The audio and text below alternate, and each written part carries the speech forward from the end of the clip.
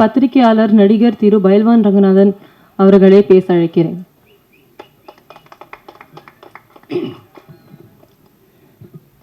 என்னை வாழ வைத்துக் கொண்டிருக்கிற யூடியூப் நேயர்களுக்கு என்னுடைய நன்றியும் வணக்கம்.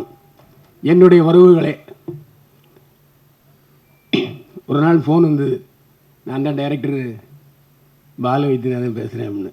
உங்களை நான் கேள்விப்பட்டதே இல்லைன்ட்டு அவருக்கே ஷாக்காக போச்சு. இல்லை சார், நான் டைரக்டர் தான் அப்படின்னாரு. என்ன விஷயம்னு. இல்லை, நீங்கள் ஒரு கேரக்டர் பண்ணணுன்னாரு. நான் யூடியூப்பில் பேசிகிட்டு இருக்கேன், உங்களுக்கு தெரியுமா அப்படின்னு. தெரியும் அப்படின்னாரு. தெரியும் தான் கூப்பிட்ருக்கேன்னாரு. அதே மாதிரி இவர்கிட்ட ஒரு நல்ல பழக்கம் என்னென்னா, இந்த டயலாக் என்னங்கிறத முதல்ல வாட்ஸ்அப்பில் அனுப்பி விட்டுருவார். அதே மாதிரி சமீபத்தில் 2 டிவி சீரியல் நடித்தேன், அவங்களும் அனுப்பி விட்டுருந்தாங்க. இதனால ஒருத்தருக்கு வேலை போயிடுது. அசோசியேட் டைரக்டர் வந்து டயலாக் சொல்லி கொடுப்பார்ல, அவருக்கு வேலையெல்லாம் போயிடும். அந்த டயலாக் என்ன அவர் என்ன எழுதியிருக்காரோ அப்படியே நான் சொன்னேன். ஆனால் அப்போவே சென்சார் கட்டு வரும்னு எனக்கு தெரியும். நான் அவர்கிட்ட சொல்லலை. ஏன்னா எல்லா நடந்த விஷயங்களே அவர் வசனமாக்கியிருந்தார். அதனால் இது இந்த மந்திரியை குறிக்கும், இது இந்த மந்திரியை குறிக்கும் அப்படிங்கிறது தெரிஞ்சு போச்சு. அது மட்டும் இல்லை, அவர் போஸ்டரில் மிகப்பெரிய பொய்யை சொல்லியிருக்காரு. யாரும் இந்த படத்தினுடைய போஸ்டரை பற்றி பேசவே இல்லை. ஏன்னா ஒருத்தர் பாரதிய போஸ்டர் போட்டிருந்தாரு, கீழே நாங்கள் அரசியல் பேசவில்லை இன்னும் போட்டிருந்தாரு. முழுக்க முழுக்க அது அரசியல் பேசுகிற படம். ஏன் அப்படி ஒரு கருத்துன்னு எனக்கு புரியலை. ஏன் நாங்கள் அரசியல் பேசுகிறோம் போடுங்களேன். எதுக்குன்னா, நீ அவ்வளோ துணிச்சலா நாட்டில் உள்ள நடப்புகள், அது ஆளுங்கட்சியாக இருந்தாலும் எதிர்கட்சியாக இருந்தாலும் மாநில அரசாக இருந்தாலும் சரி மத்திய அரசாக இருந்தாலும் சரி தாக்குறீங்க. நாங்கள் ஏன் அரசியல் முழுக்க முழுக்க அரசியல் பேசிவிட்டு நாங்கள் அரசியல் பேசவில்லை என்று சொல்கிறீங்க. இதில் எனக்கு ஒருத்தர் இதில் என்னை பற்றி நீங்கள் பேசவே இல்லைன்னாரு. நான் இன்னைக்கு அவரை பற்றி நல்ல தகவல் சொல்லியிருந்தேன். ஜீவாவை பற்றி எனக்கு சொந்தக்காரர் அவர் இல்லை. இன்னொரு விஷயம் இருக்கு, அவர் ஒரு அரசியல் கட்சிக்கு பொதுச் செயலாளர். உங்களுக்கு தெரியுமா? யாருக்காவது தெரியுமா? அதான். ஏன் விளைக்கீங்களா? ஓ, அரசியல் படத்தில் நடிக்கிறதுனால அரசியல் கட்சி தான் விளைக்கிட்டீங்களா? அவர்கிட்டையும் அப்படியா? அதே மாதிரி இதில் முக்கியமான விஷயம் ஒன்று நான் சொல்லணும். மாநில அரசு கிளிகளையும் கிழிச்சாரு. அவருடைய தலைவரே திமுக சார்பில் கூட்டணியில் ஜெயிச்சவர். இந்த பேச்சுக்கள்லாம் முதலமைச்சருக்கு போனால் என்ன ஆகும்? நீங்கள் வாழ்வுரிமை கட்சி தலைவர், திமுக ஆதரவில் ஜெயிச்சவர், நீங்க எப்படி திமுக தப்பா பேசலாம்? நான் இந்த கேள்வி கேட்கிறேன். கச்சா அம்சான் போட்டு கிழிச்ச உடனே சரியா போச்சா? சார், நான் சொல்றது திமுக தயவில்லாமல் உங்கள் கட்சி தலைவர் எம்எல்ஏ ஆகியிருக்கிறாரா? என்ன சொல்றது? அப்ப எப்படி என்ன நீங்க சொல்லலாம்? நான் ஆதாரத்தோடு தான் பேசுறேன். நான் வந்து எனக்கு ஒரு விஷயம் சொல்லுங்க. இப்போ வந்து யூடியூப்ல தமிழ்நாட்டில் பார்த்தா 50 பைசா தான். ஆனால் அதே வெளிநாட்டில் உள்ளவங்க பார்த்தா ₹1.50. இன்னைக்கு எனக்கு பெண் ரசிகர்கள் ஜாஸ்தி. திரும்ப சிரிக்கலாம் பாருங்க. எல்லாருமே என்னுடைய ரசிகர்கள். ஆனா அவங்களுக்கு எதிராக நீங்க பேசுறீங்க. இதான் பேசின மட்டும் நண்டமா சொல்லி திருச்சி சார்ந்த ஒரு விஷயம் நல்லா சொல்லிச்சு. நல்லா கத்தி கத்தி பேசுனீங்க, கைத்தட்டல விழலன்னு கவனிச்சிங்களா? அப்ப ஏன் சொல்றீங்க? அதெல்லாம் வேண்டாம். நாம இப்ப நீ கண்டென்ட் சொல்றதுங்கிறது தான் நான் வந்து பேசிக்கிட்டு இருக்கேன், தவிர வேற ஒன்றும் இல்லை. ஏன்னா என்னுடைய நண்பர்கள் எப்போவுமே இன்னைக்கு ஏன் கடைசியில் பேசி வச்சாங்கிறது கூட அதுதான் ஒரு காரணம். எல்லோருக்கும் நீங்களே உங்க கட்சி பேர் வாழ்வுரிமை கட்சி.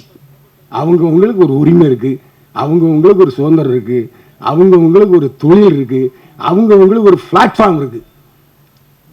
இப்போ எனக்கு என்னை பத்தி என்னுடைய நண்பர்களுக்கு தெரியும்.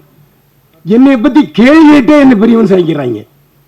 நான் இல்லாத பொழுதும் சரி இருக்கும் பொழுதும் சரி அந்த எதை சிரிச்சிட்டு இருக்காரு. அவர் தான் இஷ்டத்தை கேள்வி கேட்கிறாரு. நான் அதே மாதிரி நானும் பார்த்தீங்கன்னா பேசாததை கூட தமிழில் வைக்கிறாங்க. அது ஏன் தப்பு இல்லை? தயவுசெய்து நீங்கள் என்னுடைய பதிவுகளை பார்த்தீங்கன்னா அவர் சொன்னார், அவர் தவறான தகவல்னு சொன்னார். சமீபத்தில் 5 பதிவுகளை நான் பேசியிருக்கேன். கள்ளச்சாராய சாவுக்குன்னு தமிழிலே வந்திருக்கு. சாராயம் காய்ச்சிறவனையும் விற்கிறவனையும் அரசாங்கம் தூக்கில போடியான்னு சொல்லியிருக்கேன். நான் பேசியிருக்கேன். அவர் பார்க்கல, நான் செய்வேன். அவரு நான் தப்பா பேசுனது மட்டும் பார்க்கறாருன்னு தெரியல. எப்படி அவர் சொல்லலாம்? நான் 5 விஷயம் போட்டிருக்கேன். அரசியல்காரங்கிற சேனல்ல போய் பாருங்க, எல்லாம் 1 லேக் மேல போயிருக்கு. சாராயங்க இன்னைக்கு நீங்க அரசியல் பேசணும், நானும் அரசியல் பேசுனேன். இன்னைக்கு ஏன் கல் இறக்குறத அனுமதிக்க மாட்டீங்க?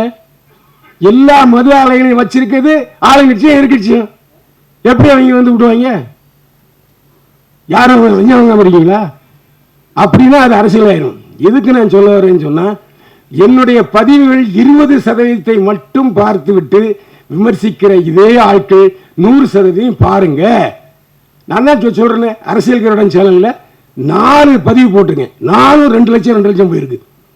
எல்லாமே அரசை விமர்சித்து தான், ஆளுங்கட்சி மட்டுமல்ல எதிர்கட்சியும் சேர்த்து விமர்சிச்சிருக்கிறேன். இன்னைக்கு கூட பேசிட்டு வந்திருக்கேன். அதே மாதிரி இந்த யூடியூப்ல அதிகமான வியூர்ஸ் யாருக்கு இருக்காங்க தெரியுமா? ஒரு ரகசியம், சீமானுக்கு தான் அதிகமாக வியூர்ஸ் இருக்காங்க. சீமானுக்கு தான், சீமானை பத்தி பேசினா மட்டும்தான் 4 லட்சம் 5 லட்சம் ஏறுது. அது மட்டும் இல்லை, வெளிநாட்டில் உள்ள தமிழர்கள் எல்லோரும் விழுந்து விழுந்து பார்க்கிறார்கள். நாம தமிழக கட்சி சீமானை பத்தி பேசினா, அவரு பேசினா. ஏன்னா பார்க்கிறவங்களுடைய டேஸ்டே வேற. பார்க்கிறவங்களுடைய டேஸ்ட்டுக்கு நாம் அட்ஜஸ்ட் பண்ணி தான் சில நேரம் போக வேண்டியிருக்கு. இந்த அட்ஜஸ்ட்மெண்ட்டுங்கிற வார்த்தையை தப்பா நினைச்சுக்கிறாங்க. எல்லாருக்கும் அட்ஜஸ்ட்மெண்ட் இருக்கு. உடனே நீங்க தப்பா நினைச்சு கூட இந்த அட்ஜஸ்ட்மெண்ட்டுங்கிற வார்த்தையை. எனக்கு நேரம் ரொம்ப அதிகமாக நான் பேச நினைக்கிறேன். இந்த அதே மாதிரி ஜீவா ஒரு வார்த்தை சொன்னார், காசே தர மாட்டேங்கிறாங்க நடிச்சா அப்படின்ட்டு. யாரை சொல்றாரு எனக்கு தெரியல. விளக்கு இது விதிவிலக்கு பால் வைத்தினான்னு சொல்லணும். அவரு ஜீவானந்த் என்ன சொல்றாரு, விழுந்து கரெக்டாக ஷூட்டிங் முடிஞ்சு எல்லாருக்கும் பைசா டான் டான் அடிச்சார். உண்மையில எனக்கும் கொடுத்துட்டார். பேசுன தொகையை கரெக்டாக கொடுத்தால எந்த சந்தேகமே இல்லை. நான் ஜீவா மாதிரிலாம் பேச மாட்டேன். ஏன்னா அவர் பாதிக்கப்பட்டு நல்லா தெரிஞ்சது. ஹீரோன்னு சொல்லி ஏமாத்தி விட்டாருங்கிறாரு அவரு. உண்மையா இல்லையா? என்கிட்ட கதையே சொல்லல என்னாரு. எவ்வளவு அழகா ஒரு நடன காட்சி வச்சு புட்டுது, அதையும் பிடிக்கிட்டார் ஐயா. அருமையா பேசுறீங்க. நீங்க தான் இந்த விழாவில் மிகச்சிறந்த நாதத்தை, அதாவது நீங்க வந்து ஔவையார் மாதிரி இல்லாட்டி தொல்காப்பியர் மாதிரி எழுதிட்டீங்க. நான் உரை சொல்லிட்டேன், அவ்வளோதான் உண்மை. இதுக்கு டைரக்டர் பதில் சொல்லுவாருன்னு நினைக்கிறேன். அது மட்டும் இல்லை, நானும் மற்ற சில விஷயங்களை ஓப்பனாக பேசுகிறேன். ஏன்னா என்னுடைய காரில் தான் நான் போயிருந்தேன். என்னுடைய கார் தான் அந்த அரசியல்வாதி கேரக்டரில் நடித்தது. அந்த அரசியல்வாதி கேரக்டர்லையும் ஒரு இழுத்து விடாமல் பார்ப்பார். கமா போட்டால் அந்த கமா போடணும். அந்த மாதிரியெல்லாம் ரொம்ப ஸ்ட்ரிக்டான ஒரு டைரக்டரை பார்த்து இப்போ தான் பார்த்தேன். என்னைய ஒரு எழுத்து கூட மாற்ற விட மாட்டாரு, சாவடிச்சார் உண்மையிலே. ஏங்க ஒரு டைரக்டர், அதாவது இந்த அட்ஜஸ்ட்மெண்ட்டுங்கிறது அவருக்கு இல்லவே இல்லை. அதான் உண்மை. ஏன்னா இப்போ எனக்கு தெரிந்த ஃப்ளோவில் தான் வரணும்ல, உண்மை. அவங்களே அக்காவே தலையாட்டுறாங்க. எதுக்கு நான் சொல்றேன்னா, ஒரு அமிக்கபிள் பர்சனை இல்லை. ஏன்னா இந்த டயலாக்கு எங்க இப்படி கொஞ்சம் மாத்திக்கலாமா? நோ நோ நோ இருக்க பேசு. ஆகா, நானும் ஜீவா வந்து சிலரும் ஜீவா என்னை சமாதானப்படுத்துவார். அண்ணே கொஞ்சம் அமைதியாருங்கண்ணே, அண்ணே கொஞ்சம் அமைதியாருங்கண்ணே, இப்படிதான் அவரு சொல்லுவார். இதுக்கு அதனால அந்த ஒரு நாள் ஷூட்டிங் நடந்துச்சு. அந்த ஒரு நாள் ஷூட்டிங்லேயே நிறைய அசிஸ்டன்ட் டைரக்டர்ஸை பார்த்தேன். ஒரே ஒருத்தர் மட்டும் நான் வந்து அது ஜீவானந்தன் சார் தான் நினைக்கிறேன். அவர் தான் என்கிட்ட சொன்னார். அவர் தான் பாவம் வயசான ஆளுமே தெரிஞ்சது. அவரும் சொன்னார், சார் டைரக்டர் என்ன சொல்கிறாரோ அதை கேட்டுங்க சுத்தம் அப்படின்ட்டு. அதேமாரி மேனேஜர் மட்டும் பழைய ஆள். அவர் மட்டும் அண்ணே இப்படி தானே இப்படி தானே அப்படின்ட்டார். Right okay. ஏன்னா நல்ல வேலை மேனேஜர் மட்டும் பழைய ஆளை ஒருத்தர் வச்சுருந்தார். ஆனால் அந்த படத்தில் நான் ஷூட்டிங் போகும்போது பார்த்தீங்கன்னா ஜீவாவை தவிர வேறு யாருமே எனக்கு தெரிஞ்சவங்க கிடையாது. ஹீரோயினை அதுக்கு மேலே பார்த்ததே இல்லை. அதுக்கப்புறம் சாப்பிட்டு இருக்கும்போது பார்த்தாங்க, ஏதோ சப்பாத்தி ஏதோ சாப்பிட்டு இருந்தாங்க. ஜீவா பொறுத்தவரை எனக்கு எப்படின்னா 30 வருஷம் இருக்குமா, 30 வருஷம் அதிகமாக இருக்கு, 25 வருஷம். அதாவது என்றைக்கு லொல்லு சபா சந்தானம் ரிலீஸ் ஆகி போனாரோ அந்த இடத்துக்கு வந்தார் ஜீவா. ஏன்னா இவர் வந்து ஆக்சுவலாக வந்து ரஜினியுடைய ரசிகர். ரஜினி மாதிரியே பேசுவார், ரஜினி மாதிரியே நடிப்பார். ஆனால் அந்த லொல்லு சபா இதில் பண்ணும்போதும் சரி, அதுக்கப்புறம் ராஷ்டிரியில் பண்ணும்போதும் சரி, நான் அவரோட பயணிச்சிருக்கிறேன். நல்ல ஒரு, அதாவது எப்போ கதாநாயகன் ஆயிருக்க வேண்டிய ஜீவா இன்னும் அந்த முட்டுக்கட்டையிலே இருந்துகிட்டு இருக்காரு. அவர் வெற்றி பெற நான் வாழ்த்துக்கிறேன். மீண்டும் சந்திப்போம். வாழ்க வளமுடன்.